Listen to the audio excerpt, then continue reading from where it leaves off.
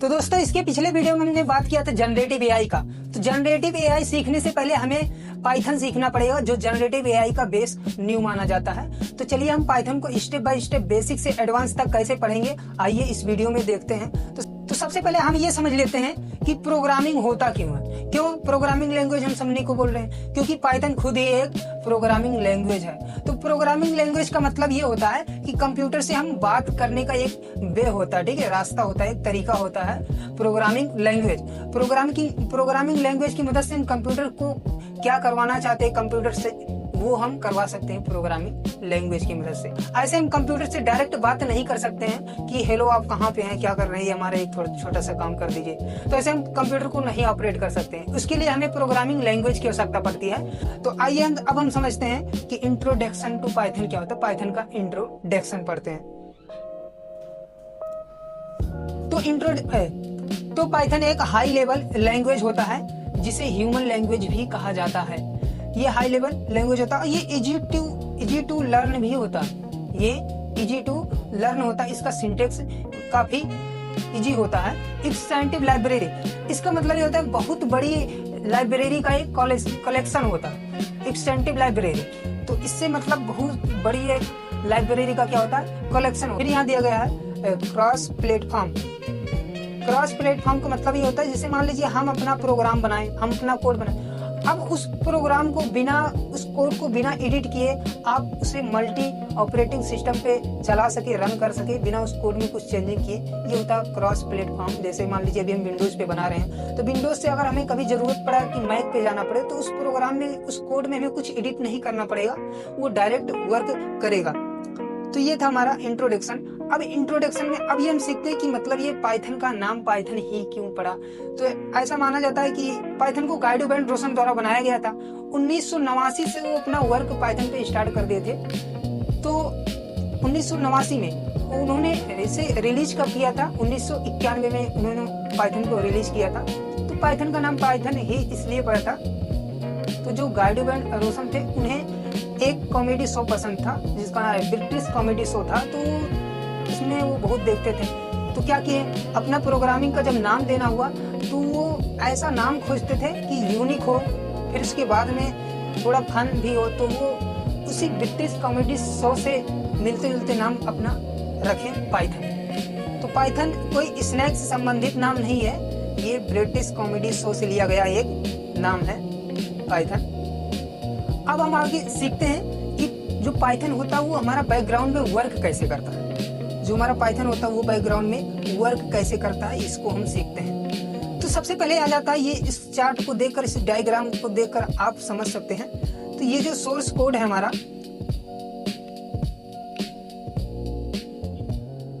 ये source code का मतलब ये होता है जो भी हम प्रोग्राम बनाते हैं, जो भी हम कोड लिखते हैं, वही हमारा सोर्स कोड माना जाता है, वही हमारा सोर्स कोड होता है। तो वो जो सोर्स कोड होता है, जो हम प्रोग्राम बनाते हैं, वो .py फाइल में होता है, उसको हम सेव करते हैं। तो जब उसको हम रन करते हैं, रन करने के बाद में बैकग्राउंड में इतने सारे स्टेप प्रोसेस होते हैं, प्रोसेस में जाते हैं, फिर उसके बाद में हमारा आउटपुट आता है। तो जैसे हमने सोर्स कोड को दिया, अब वो कहाँ जाएगा, पाइथन कंपाइलर में जाएगा। जो कंपाइलर इंटरनल होता है वो पाइथन में इंटरनल होता है। तो वो बैकग्राउंड में जब जाता है हमारा कोड, तो वहां क्या करता है कंपाइलर उस सोर्स कोड को क्या करता है, बाइट कोड में कन्वर्ट करता है। अब ये बाइट कोड क्या होता है, बाइट कोड का मतलब ये होता है कि इंटरमीडिएट एक लैंग्वेज होता है। बाइट कोड को इंटरमीडिएट लैंग्वेज माना जाता है। इस बाइट कोड में जब कन्वर्ट हो जाता है तो उसके कोड को .py फाइल में रखा जाता है, ये इसका एक्सटेंशन होता है।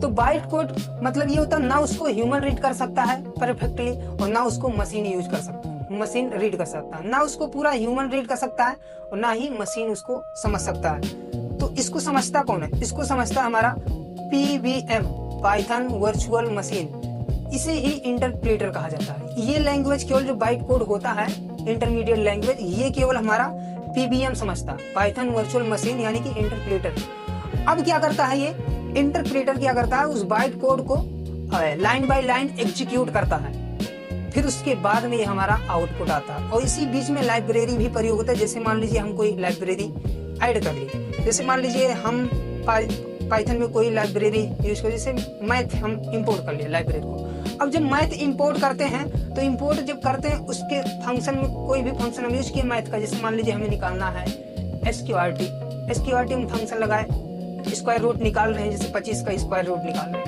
तो क्या करेगा यहाँ तक आने के बाद बाइट कोड में आने के बाद पहले से वो लोड कर लेता है पाइथन। जब हम इंपोर्ट करते हैं तो वो लाइब्रेरी से उस फंक्शन का यूज कर लेता है, फिर उसके बाद में वो हमें आउटपुट दे देता है कि 25 का स्क्वायर रूट कितना होगा। तो ऐसे ये वर्क करता है बैकग्राउंड में पाइथन। आइए हम अगले स्टेप पे चलते हैं। अब हम अगले स्टेप पे आते हैं कि पाइथन का सेटअप कैसे करते हैं, पाइथन को कैसे इंस्टॉल करेंगे, कैसे उसे हम किसी टेक्स्ट एडिटर में सेटअप करेंगे।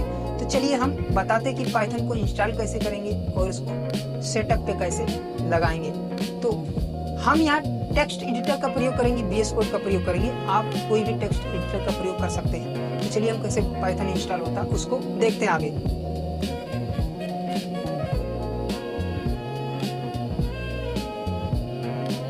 दोस्तों ऐसे अपना क्रोम ब्राउजर ओपन कर लेना।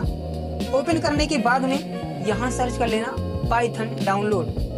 क्या सर्च कर लेंगे? Python download. ऐसे उसका ऑफिशियल वेबसाइट आ जाएगा python.org। इस वेबसाइट पे चले जाना। तो ये वेबसाइट ऐसे ओपन हो जाएगा। तो यहाँ देखिए अभी इसका लेटेस्ट वर्जन 3.14.3 ये चल रहा है। तो इस पे हम ऐसे डायरेक्ट क्लिक कर देंगे तो ये डाउनलोड होना स्टार्ट हो जाएगा। देखिए ये डाउनलोड होना शुरू हो गया। तभी इसको हम डाउनलोड होने देते हैं। फिर उसके बाद में हम क्या करेंगे, अभी हम इसको स्टॉप कर दे रहे हैं क्योंकि हमारे में पहले से डाउनलोड है। अब VS कोड को कैसे इंस्टॉल करोगे?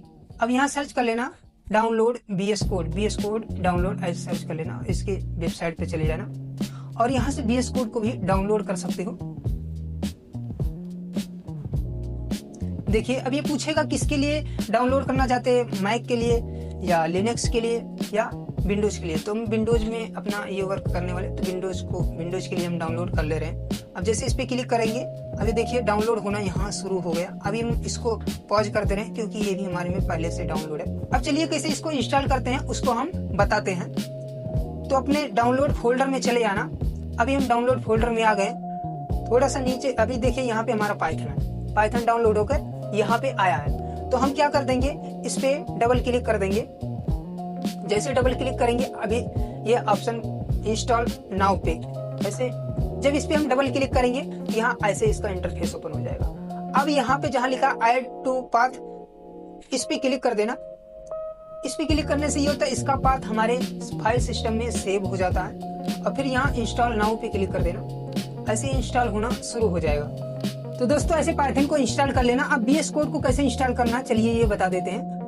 तो इस VS कोड पे जो हम डाउनलोड किए इस पे डबल क्लिक कर देना और यहाँ आई एक्सेप्ट पे क्लिक कर देना और यहाँ से नेक्स्ट कर देना। फिर उसके बाद में यहाँ क्रिएट ए डेस्कटॉप आइकन इस पे क्लिक किए रहोगे तो इसका VS कोड का जो शॉर्टकट है वो डेस्कटॉप पे ऑटोमेटिक चला जाएगा। अब यहाँ नेक्स्ट पे क्लिक कर देना और यहाँ इंस्टॉल पे क्लिक कर देना तो इंस्टॉल होना शुरू हो जाएगा। अब देखिए दोस्तों हमारा ये VS कोड और पाइथन दोनों इंस्टॉल हो चुका है। अब चलिए कि VS कोड पे पाइथन को कैसे सेटअप करेंगे चलिए देखते हैं। तो हम यहाँ से VS कोड को ओपन कर ले रहे हैं।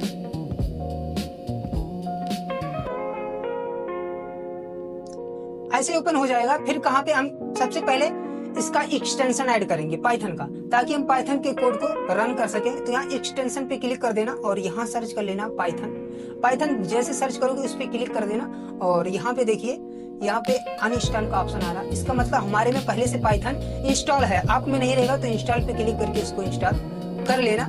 जब इंस्टॉल पे क्लिक कर दोगे फिर उसके बाद में क्या करना, फाइल पे आना और फाइल पे आने के बाद में यहाँ न्यू फाइल पे क्लिक कर देना। जैसे न्यू फाइल पे क्लिक करोगे तो यहाँ पूछ रहा है कि फाइल का नाम क्या रखना चाहते हो। तो कोई भी नाम रख सकते हो, बस इसका एक्सटेंशन .py रखना। तो भी हम कोई भी नाम दे दे रहे हैं और यहाँ .py नाम से क्या कर दे रहे हैं, सेव कर दे रहे हैं। अब ये पूछ रहा कहाँ पे सेव करना चाहते हो, हम डेस्कटॉप सेलेक्ट करके यहाँ क्रिएट फाइल पे क्लिक कर दिए। अब ये हमारा एक फाइल बन गया है QW नाम से।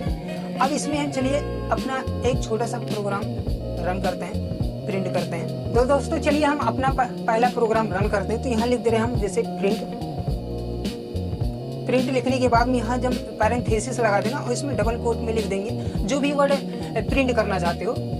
तो इसमें हम लिख दे जैसे हेलो वर्ड इतना लिख देंगे। जैसे हम यहाँ प्रिंट पे क्लिक कर देंगे तैसे इसका आउटपुट आ जाएगा।